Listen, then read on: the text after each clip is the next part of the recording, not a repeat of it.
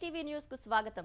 YCP హయాంలో రహస్యంగా ఉంచిన జీవోలను జీఓఐఆర్ వెబ్సైట్లోకి అప్లోడ్ చేయాలని ఏపీ సర్కార్ నిర్ణయించింది. 2021 ఆగస్టు 15 నుంచి 2024 ఆగస్టు 28 వరకు గోప్యంగా ఉంచేసిన జీవోలన్నింటినీ జీఓఐఆర్ వెబ్సైట్లోకి అప్లోడ్ చేయాలని ఆదేశాలు జారీ చేసింది.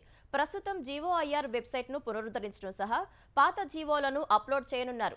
వాస్తవానికి గత 3 ఏళ్లు మినహా వెబ్సైట్ ప్రారంభమైన 2008 నుంచి ఇప్పటి వరకు అన్ని ప్రభుత్వ ఉత్తర్వులు జీఓఐఆర్ వెబ్ పోర్టల్లో ఉన్నాయని సాధారణ పరిపాలనా శాఖ పేర్కొంది. వైసీపీ హయాంలో 2021 ఆగస్టు 15 నుంచి 2024 ఆగస్టు 28 వరకు ఉత్తర్వులు అందుబాటులో లేవని తెలిపింది.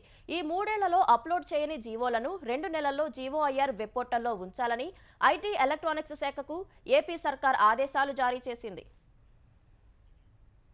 అమెరికాలో ఆంధ్రప్రదేశ్ ఐటీ ఎలక్ట్రానిక్స్ మంత్రి నారా లోకేష్ పెట్టుబడుల వేట కొనసాగుతోంది. డల్లాస్లో Perot group and Hillwood development chairman Ross Perot జూనియర్తో సమావేశమైన లోకేష్ ఏపీలో మౌలిక సదుపాయాల ప్రాజెక్టులో భాగస్వాములు కావాలని కోరారు. స్మార్ట్ సిటీ ప్రాజెక్టులు, పెద్ద పట్టణాల అభివృద్ధిలో సహకరించాలని విజ్ఞప్తి చేశారు. Innovative real estate, public private భాగస్వామ్య ప్రాజెక్టుల్లో పెరోట్ సంస్థ విధానాలు ఏపీ ఆర్థిక వృద్ధి, స్థిరత్వానికి తోడ్పడతాయని చెప్పారు. అలయన్స్ టెక్సాస్ తరహాలో పారిశ్రామిక, లాజిస్టిక్ పార్కుల అభివృద్ధికి ఏపీలో అనువైన వాతావరణం ఉందని వివరించారు. ఏపీలో ఏరోస్పేస్, డిఫెన్స్ హబ్ల ఏర్పాటు, పోర్టులు, హైవేలు, పట్టణాభివృద్ధి ప్రాజెక్టులో సహకరించాలని కోరారు. తర్వాత ఆస్టిన్లో టెస్లా కేంద్ర కార్యాలయానికి వెళ్లిన లోకేష్ అక్కడ టెస్లా సీఎఫ్ఓ వైభవ్ తనేజాను కలిసి 2029 నాటికి 72 గిగావాట్ల రెన్యూవబుల్ ఎనర్జీ ఉత్పత్తి సాధించాలన్న ఏపీ ప్రభుత్వ లక్ష్యాన్ని సాకారం చేసుకునేందుకు సహకరించాలని కోరారు.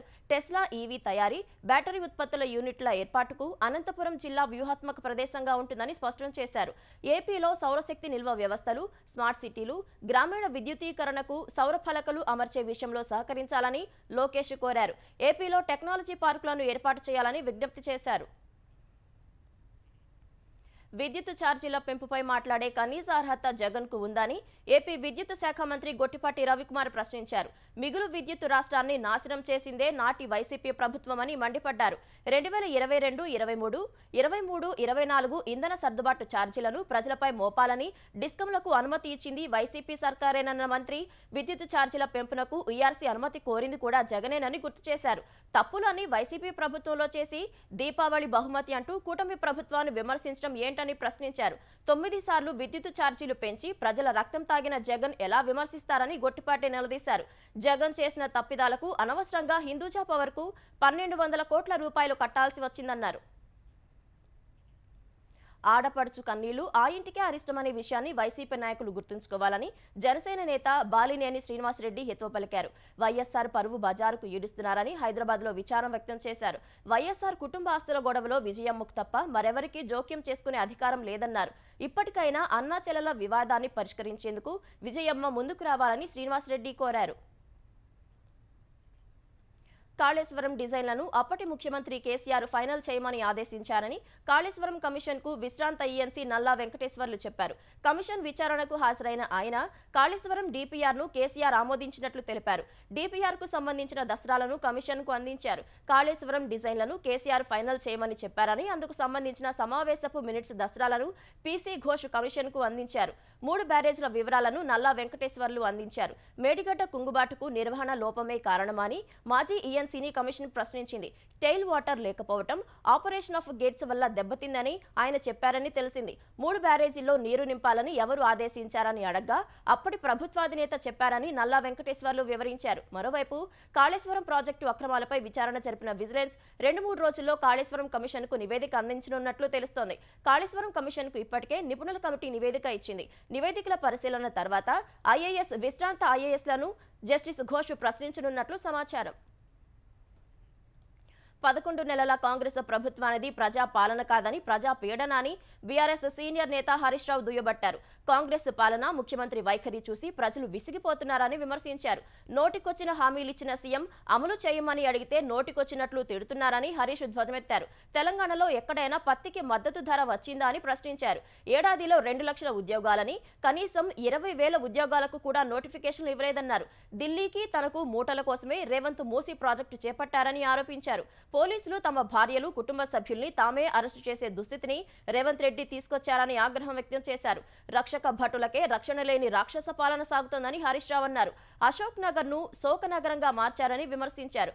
రేవంత్ రెడ్డి తానా అంటే బండి సంజయ్ తందానా అంటున్నారని మండిపడ్డారు. జన్వాడ ఫామ్ హౌస్ లో పార్టీకి సంబంధించి నమోదైన కేసులో మోకిల పోలీసులు ముందుకు హాజరు కావడానికి రాజపాకాలకు తెలంగాణ హైకోర్టు 2 రోజుల సమయం ఇచ్చింది. పోలీస్ స్టేషన్కు వచ్చి విచారణకు సహకరించాలని మోకిల పోలీసులు ఇచ్చిన నోటీసులను సవాల్ చేస్తూ రాజ్పాకాల హైకోర్టును ఆశ్రయించారు. ఆ పిటిషన్పై విచారణ జరగా రాజ్పాకాల ఇంట్లో పార్టీ చేసుకుంటే పోలీసులు అక్రమంగా దాడి చేశారని ఆయన న్యాయవాది వాదించారు. రాజ్పాకాల ఉద్యోగికి డ్రగ్ పాజిటివ్ వస్తే రాజ్పాకాలను నిందితుడిగా చేర్చారని వివరించారు. డ్రగ్స్ టెస్టుకు నమూనాలు ఇవ్వాలని మహిళలను ఇబ్బంది పెట్టారని వాదించారు. ప్రతిపక్ష నేత కేటీఆర్ బావమరిదిని కావాలనే లక్ష్యంగా చేసుకున్నారని వివరించారు. రాజకీయ దురుద్దేశంతోనే కేసులు పెట్టారని వాదించారు. అరెస్టు చేస్తామని ఎక్కడా చెప్పలేదని తెలంగాణ అదనపు అడ్వకేట్ జనరల్ ఇమ్రాన్ ఖాన్ వాదించారు. ఇప్పటి వరకు ఈ కేసులో ఎవరిని అరెస్టు చేయలేదన్నారు. అక్రమంగా మద్యం బాటిళ్లు లభించడంతో పాటు ఒక వ్యక్తికి డ్రగ్ పాజిటివ్ వచ్చిందని చెప్పారు.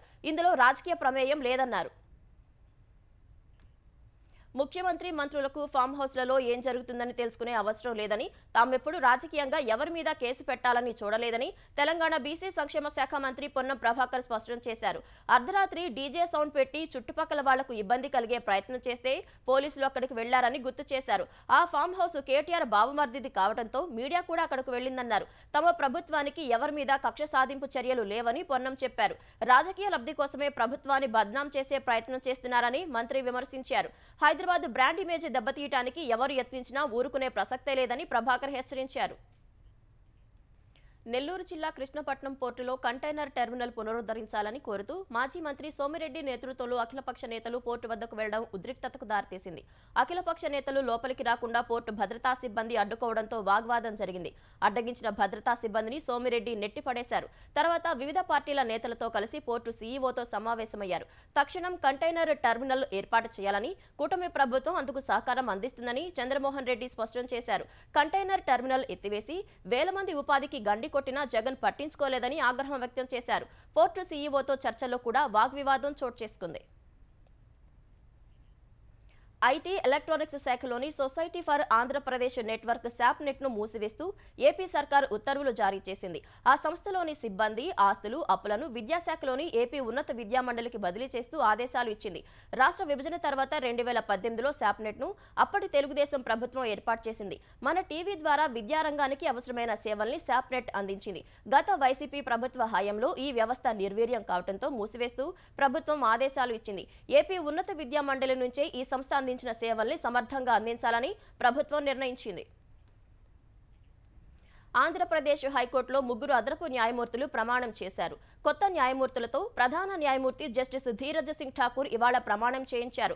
హైకోర్టులోని మొదటి కోర్టు హాల్లో జరిగిన కార్యక్రమంలో మహేశ్వరరావు, చంద్ర ధనశేఖర్, చెల్లా గుణరంజన్లతో అదనపు న్యాయమూర్తులుగా జస్టిస్ ఠాకూర్ ప్రమాణం చేయించారు. ఈ కార్యక్రమానికి పలువురు హైకోర్టు న్యాయమూర్తులు, అడ్వకేట్ జనరల్ దమ్మాలపాటి శ్రీనివాస్ తదితరులు హాజరయ్యారు. మంగళగిరి తెలుగుదేశం పార్టీ కార్యాలయంపై దాడి ఘటనలో నిందితుడు పానుగంటి చైతన్యకు కోర్టు 14 రోజులు రిమాండ్ విధించింది. 3 రోజుల కస్టడీ ముగియగా సిఐడి అధికారులు చైతన్యను ఇవాళ గుంటూరులోని 6వ అదనపు కోర్టు ముందు హాజరుపరిచారు. 3 రోజుల కస్టడీలో తాము అడిగిన ప్రశ్నలకు తెలియదు, గుర్తులేదు, మర్చిపోయాననే చెప్పినట్లు సిఐడి అధికారులు కోర్టు దృష్టికి తీసుకెళ్లారు. అనంతరం కోర్టు 14 రోజుల రిమాండ్ విధించగా అధికారులు చైతన్యను జిల్లా జైలుకు తరలించారు. తెలంగాణ ప్రజాపద్దుల కమిటీ సమావేశాన్ని బీఆర్ఎస్ సభ్యులు బహిష్కరించారు. అసెంబ్లీ సంప్రదాయాలకు వ్యతిరేకంగా పీఏసీ చైర్మన్ గా అరికపూడి గాంధీని నియమించినందుకు నిరసనగా తాము సమావేశాన్ని బహిష్కరించినట్లు బీఆర్ఎస్ తెలిపింది. ఈ ఉదయం 11 గంటలకు కమిటీ చైర్మన్ అరికపూడి గాంధీ అధ్యక్షతన పీఏసీ సమావేశం కాగా కమిటీ సభ్యులు ప్రభుత్వ ప్రధాన కార్యదర్శి శాంతికుమారి, ఆర్థిక శాఖ ముఖ్య కార్యదర్శి Ramakrishna Rao, CAG accountant general Madhavi సహా వివిధ శాఖల అధికారులు పాల్గొన్నారు. ఈ భేటీ మొదలైన వెంటనే బీఆర్ఎస్ సభ్యులు ప్రశాంత్ రెడ్డి, సత్యవతి రాథోడ్, ఎల్వి రమణ బహిష్కరించి బయటకు వెళ్లారు.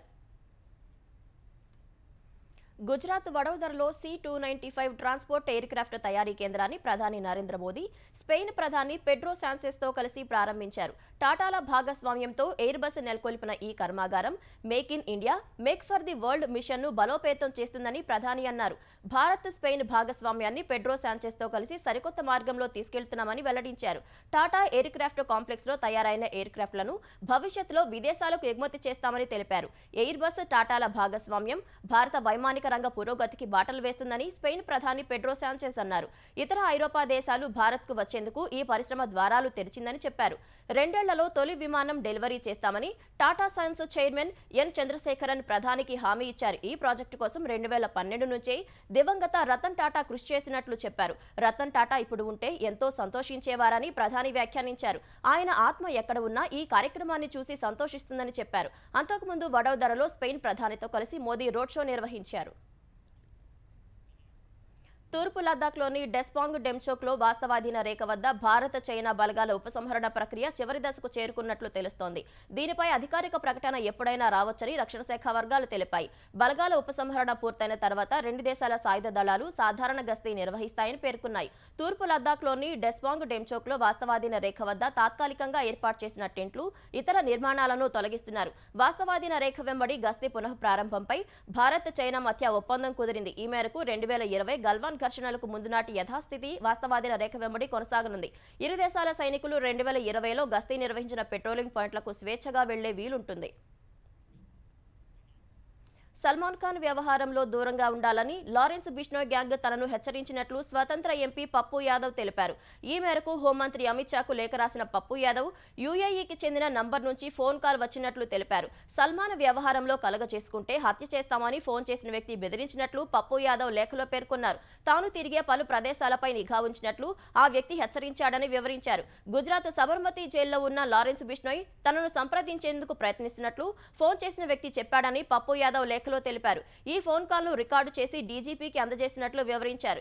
బెదిరింపుల నేపథ్యంలో తన భద్రతను వై కేటగిరీ నుంచి జెడ్ కేటగిరీకి పెంచాలని అమిత్ షాకు రాసిన లేఖలో పప్పు యాదవ్ కోరారు.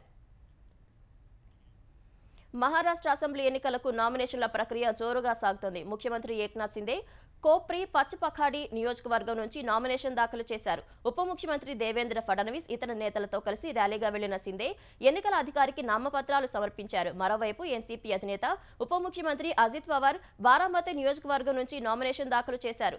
నామినేషన్లు దాఖలు చేసేందుకు మంగళవారం తుది గడువు కాగా ఇవాళ చాలా మంది అభ్యర్థులు నామినేషన్లు దాఖలు చేశారు.